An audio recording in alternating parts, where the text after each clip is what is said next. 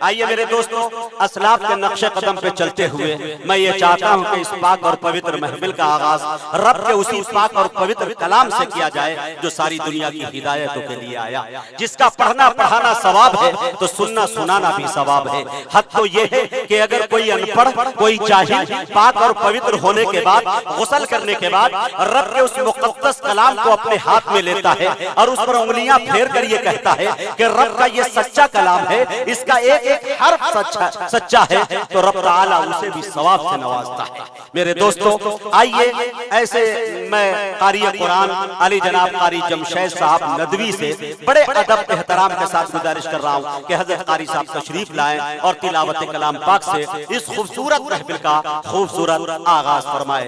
सदा ईमान की लौ की हिफाजत करते रहते हैं, सदा ईमान के लौ की हिफाजत करते रहते हैं, सिपाही जंगलों में भी इबादत करते रहते हैं, हवा भी उसके कच्चे घर से आहिस्ता गुजरती है, दिए की रोशनी में जो तिलावत करते रहते हैं।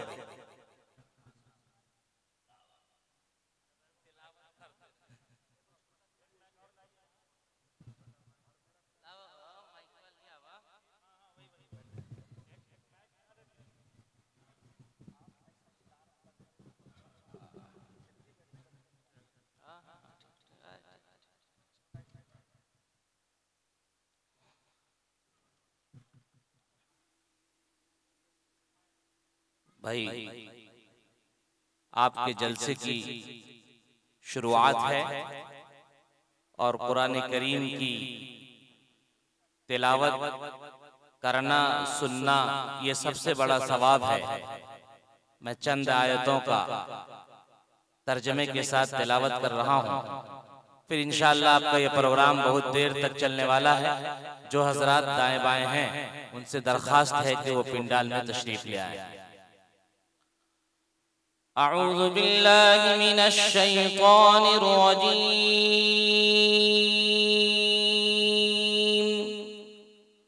पनाह मांगता हूँ मैं अल्लाह की मरदूद शैतान से। बिस्मिल्लाहिर रहमानिर रहीम।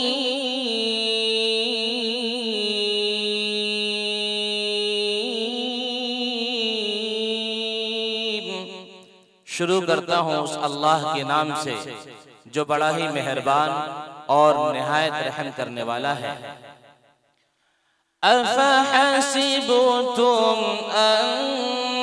अन्नमा खलक़नाकुम अबसन व अन्नकुम इलैना ला तुरजऊन।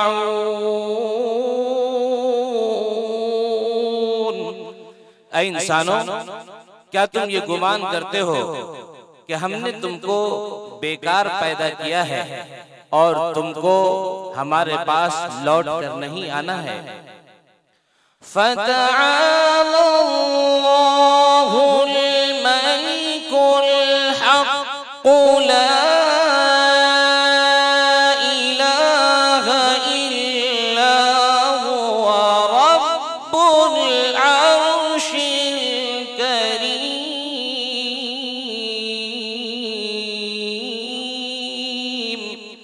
सुनो, अल्लाह की जात बहुत बुलंद है और वही हकीकी बादशाह है, उसके सिवा कोई माबूद नहीं है, वो अर्श अज़ीम का परवरदिगार है। वमन यदउ मअल्लाहि इलाहन आखर ला बुरहान लहू बिही। जो लोग अल्लाह के साथ किसी और को माबूद समझते हैं, इस सिलसिले में उनके पास कोई दलील नहीं है।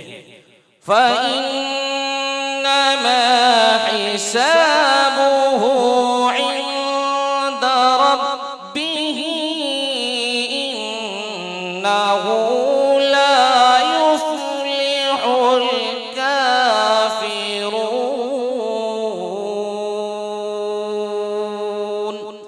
और ऐसे लोगों का हिसाब उनके परवरदिगार के पास मौजूद है और यकीनन अल्लाह की नाफरमानी करने वाले कभी कामयाब नहीं हो सकते हैं। वक़ुर रब्बि ग़फ़िर वरहम व अंत खैरुर राहिमीन।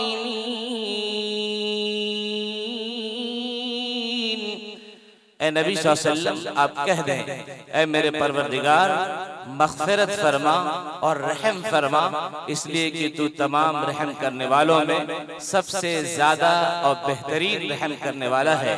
सदक़ल्लाहुल अलीयुल अज़ीम। सच फरमाया है उस अल्लाह ने जो बहुत ही बड़ा और बहुत ही बुलंद है।